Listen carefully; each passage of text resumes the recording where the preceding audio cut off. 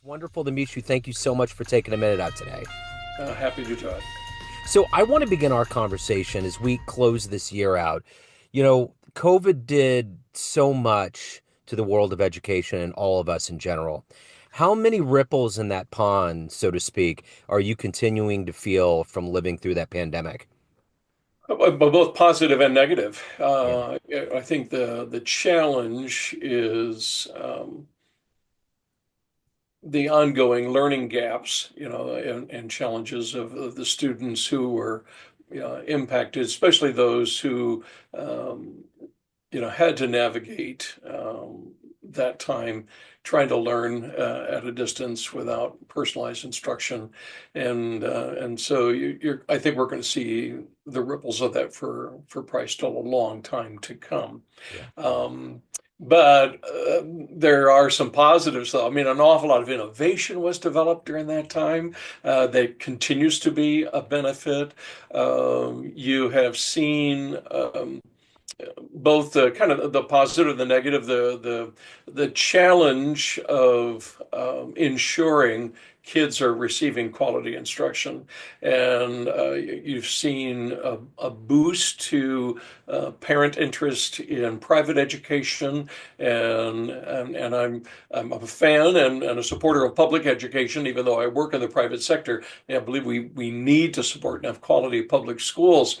But it is also exciting to see a large number of parents have gotten a lot more engaged in owning their kids' education, Yeah. and we've seen a bump in increased enrollment for private schools, and I believe that is a good thing. And so you see that factor as well. But I would say again, um, there's been blessings and some challenges as For well. sure. The ease of technology, Yeah. the comfort level of doing what we're doing even right now. I mean, a week doesn't go by now that we don't have meetings via Zoom or Google Meet, and whether that's with, parents or students themselves. And so, no, this has become a very, very handy tool. Yeah, it certainly has. So, as the captain of TrustED, I want to get to the heart and soul of what you do on a daily basis. I'm going to put you in front of a bunch of third graders at career day. One of the kids at the back of the room is curious and is like, "Hey, what do you do for a living?" How do you answer him? Well, my primary role is head of school for Houghton Academy, which is a Christian and college preparatory school in Western New York, in its 141st year, Wow. and one of the longest continuing operating schools of its kind. And it's an honor to be a part of the academy, and actually going through a renovation. Pandemic was really hard on the academy. We're an international boarding school. We have local day students as well, but our bread and butter is meeting the needs of international families. And of course, COVID just shut that all down. And so the school nearly closed its doors in 2020. But we are seeing a robust return. Just the last 2 years, our enrollment's gone up 135%. So we're just seeing great growth. In fact, our dorms are maxed. We're renovating space to accommodate more students, and we're speaking right now in December. In January, with the second semester, we'll have another group of students joining us just for the second semester, and we're scrambling just to have bed space for those students. So my day job and primary focus is there at the academy.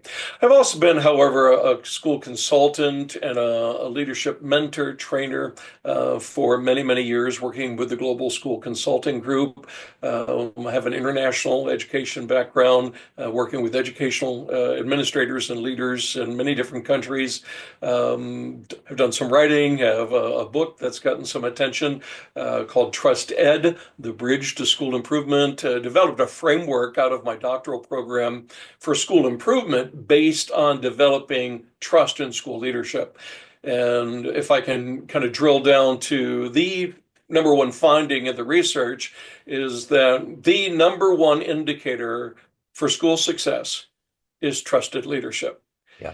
And what was really fascinating, Joe, about the research was it didn't seem, no matter how we defined success, that finding held true. So if we measure school success as student achievement levels, the number one indicator of high levels of student performance, actually both academic and non-academic, is trusted school leadership. Yeah. If you look at retention rates of quality faculty and staff, the number one indicator, trusted school leadership. You look at community support, or in the private school world, we look at donor development and what are schools that people want to give to. Yeah, number one indicator, trusted school leadership, and on it goes. And so discovering that or affirming that. I think we all kind of knew it, but now we got the data that, basically says, no, this is the thing. Well, how do you measure it? How do you assess it? How do you take that assessment then and drive school improvement around that knowledge? That's really been the work that I've been involved in for the last couple of decades now, and helping other schools grow through the development of their leadership. And it's a big challenge right now. There's a lot of teachers that are going through burnout. There's a lot of post-COVID challenges with the students that lost all that socio-emotional support. So, do you feel like this kind of revelation of trusted leadership is going to be the guiding light, and we're going to get back to our footing and revolutionize what we call education here in America? For those schools and those school leaders and school boards and school owners that understand that that is the key issue, yeah, they are going to navigate this. The challenge, though, Joe, is you see so many schools spinning their wheels on the wrong problem. And another stat that hasn't changed for years is 70% of school improvement initiatives fail. Wow. 70%. And when you look at the, okay, why, it's all about implementation. And when you look at, okay, what are the schools that are doing it right? What are they implementing? It's all about trusted and invested leadership. And it comes back to this core issue. So if schools and their leadership do not understand that, no, this is the issue. Mhm. And if we get this right, I can also attest to the fact it's like magic. It's like Yes. all kinds of good things start happening when there's healthy relationships between the school ownership, leadership, and the faculty and staff. You get a level of buy-in and innovation. And the number one factor, a lot of these, in student success is their relationship to teachers. We've known that for years. But what's the number one factor to get teachers engaged? That relationship between the teacher and their administrator. Yeah. And so you got to focus there, or you're spinning your wheels. You can spend a lot of time and money and energy on literacy and math skills, and you pick your latest hot topic, and those are all great things in project-based learning and authentic literacy. I'm a big fan of those programs. But none of them will do what you're looking for until you ensure you've got high levels of trust in place within the school. And Makes that is total the key. Yeah, that makes total sense to me. So I'm curious, when you were in the third grade, what did you want to be when you grew up? What was your dream? Oh, I think I wanted to be a train engineer about that. Yeah, and probably my explanation that I just gave to your third graders listening was probably not third grade appropriate, but yeah, I think that was I wanted to see the world and ride on a train. That was kind of the thing when I was little. So take me back to your childhood. What were the foundational elements that made education your passion, your career, and what you've tried to Yeah. do? Yeah, well, and it really wasn't in those early years. It was really kind of funny. I'm the youngest of six boys. I was the first one to go to college.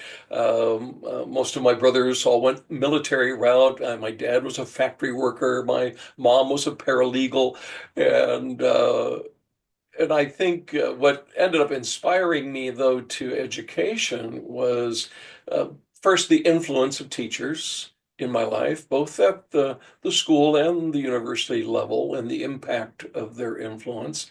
And then also just seeing the opportunity we have in education to really invest in students' lives. I was involved in Christian ministry, in itinerant ministry for many years, and both as a trainer and as a speaker, and I did a bunch of globetrotting, involved in a lot of short-term mission projects, all really worthwhile and great projects. But when I was introduced to an opportunity to get involved in a school setting where I could interact with the kids all day long, every day, that opportunity for ministry just it skyrocketed, and I realized, oh my goodness, many years ago, Joe, I was a youth pastor, and as a youth pastor in the church, I maybe got up to 2 hours a week with my kids. In the school setting, I had these kids all day long, right? And in a boarding school setting, I literally have them every waking hour. Yeah. And you have this opportunity to invest in kids' lives, and you see that transformative opportunity Yeah. to walk in their lives. And so that was a big influence for me. Yeah. So who's been a hero? Who's been that inspiration for you to do this work all these years? Oh, there's been a number of them. A gentleman by the name of Dr. David Wells. He was actually my boss when I was working at Alliance Academy in Quito, Ecuador. And actually, he was from Houghton. So it's kind of the circle has come. He literally grew up just down the street of where we're living right now.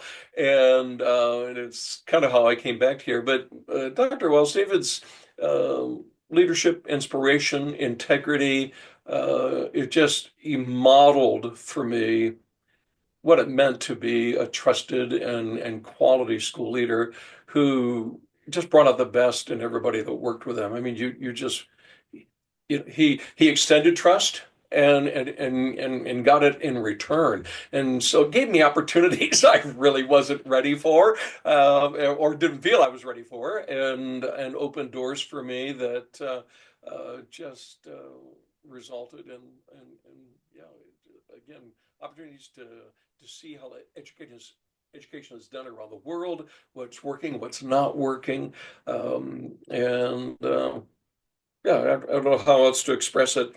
Others, I think about a friend of mine, David Horsager, wrote a bestseller called The Trust Edge. If you've not interviewed David, I recommend that. It went number one on the Wall Street Journal bestseller just about a decade ago, and he's still doing just tremendous work in the corporate world. And that was a big inspiration. Actually, David's book, I think, had gone number one on the Wall Street Journal just as I was going into my doctoral program.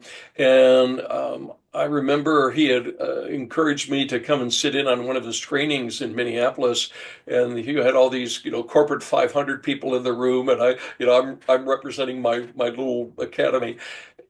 And as I watched and listened, that I'm seeing, okay, these major corporations are investing tens of thousands of dollars to ensure that their managers and directors are developing intentional skills of how to assess, measure, protect, and develop trusted relationships with their employees. I'm like, wow, we need this in schools. Yeah. And that was really part of the springboard for me then to dive in. Okay, and there's lots of trust research has been done on the corporate side. And it's okay, but what does that look like when we apply it to the academy? And so that was another big inspiration was the work of Dave Horsager. So what has been the inspiration for you to do this work? I mean, especially, going through this pandemic and after it, it's gotten a lot heavier in educational circles. But what has consistently driven you to be at the best and at the top of your game to help the students in the community and to also evolve as a human being? What is that every day for you? No, I think it has to be seeing teachers just excelling at their game. I mean, it's supporting them because when teachers are flying, kids are flying, right? Um, and that's been a major principle in both my own school management and mentoring others. Is there really is a priority of leadership in schools, priority of meeting needs, and when leaders get this wrong, it's where things just mess up. And what I'm saying is, teachers must always be first, always. Teachers are the school. The school isn't the building, it isn't the curriculum, it's not the technology, it's not the sports team. The teachers are the school. And so, as school leaders, we need to process everything that comes across our desk or in our email with the question, how does this impact teachers? And when we know and keep that priority number one, again, things get much better. Now, when we're talking about the educational needs of students, yeah, right, that needs to be primary. But I'm talking about when we're talking about leading an organization, always teachers first. Because when we put parents or students ahead of the needs of teachers, it builds distrust. It creates a negative atmosphere. Teachers, figure it out really fast that they're not your priority, and their level of engagement and satisfaction. And this is what's happened in so many schools, and why so many teachers have left, is they figure out, oh, we're not really the priority. Yeah. Leaders say we are, but they don't really back it up by policy and practice and money. And teachers figure that out, and so they go find someplace where they are appreciated. So what gets me jazzed day to day? It's supporting my teachers. It's okay. How can I help you be successful and become the best at what you are called to do? So the one thing about being an educator is that there's a level of risk. We imbue that on students that, you just have to take risks in life. When you look back on the arc of your career, what's the biggest risk that you've had to take? Wow, that's a good question. Um, I think dealing with the imposter syndrome. Yeah, it's you. It has surprised me over the years just so many times that I've ended up in a situation or a place where it's like, me? It's I even say that in the forward of my book. It's like, who am I to write this book? And yet here I am. So I think the risk has been um, just jumping out there with the opportunities that have been before me, even if I don't feel I'm completely equipped or the best voice in the room to do it. The microphone's been given to me, and I don't mean that in an arrogant sense at all. It Sure. really is. Well, who am I? But this is a really important issue, and school leaders and owners have got to hear it and know it, and they need the tools and the help to do something with that knowledge. And so, yeah, risk though. That's a good question. Well, maybe it's not really a risk, but it's I think almost every educator struggles with, you could take your skills and your talents in another direction and see much greater financial reward.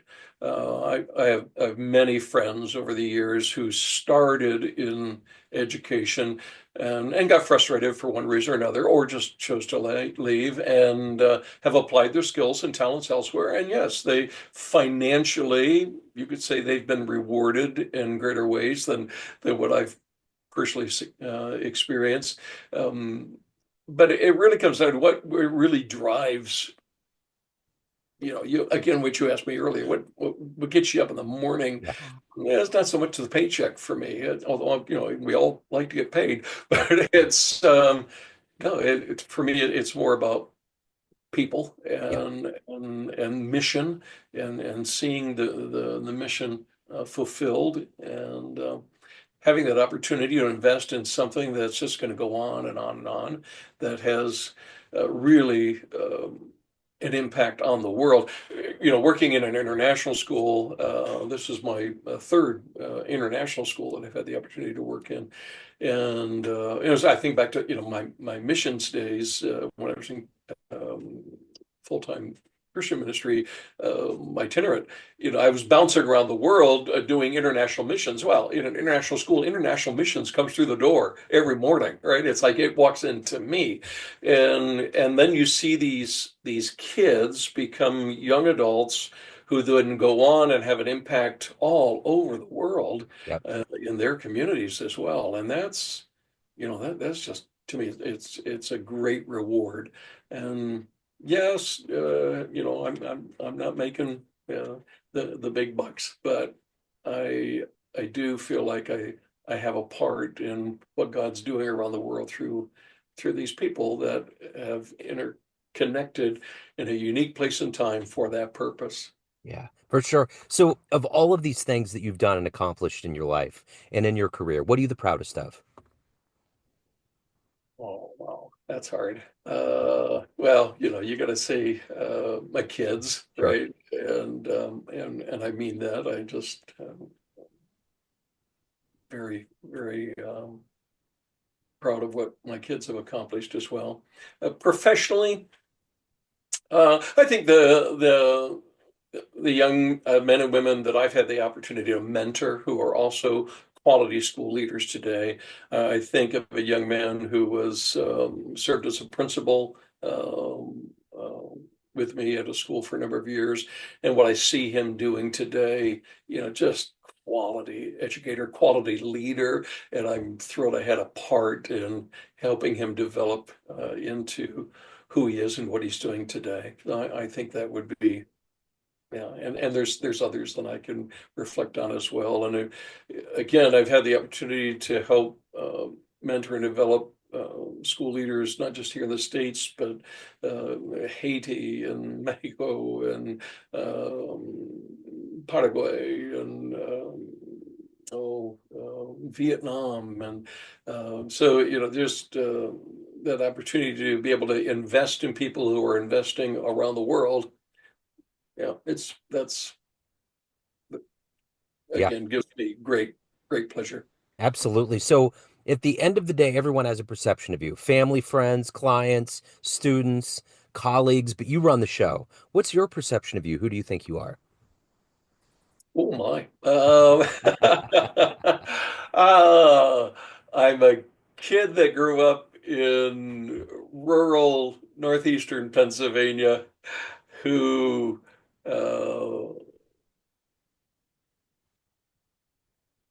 God gave the opportunity to see the world and able to who do I see myself? I guess I am a global citizen in the sense that and maybe this is why I get so passionate about international schools and education is because I've been able to see and live and realize that where we are is not the center of the world, and so I guess I see myself as right a a global person, and who also um, knows and understands the value of learning. And so I'm a voracious reader. I'm always learning. Pray that never ends. And but I guess I would see myself as someone who cares about others and their growth and journey. And I don't know. I don't No, know. Not that's sure. great. That's a great answer. So I'm curious, in all of these international travels that you've had in your life, what is one of the most unexpectedly magical places that you visited? You just didn't expect it. Oh, that's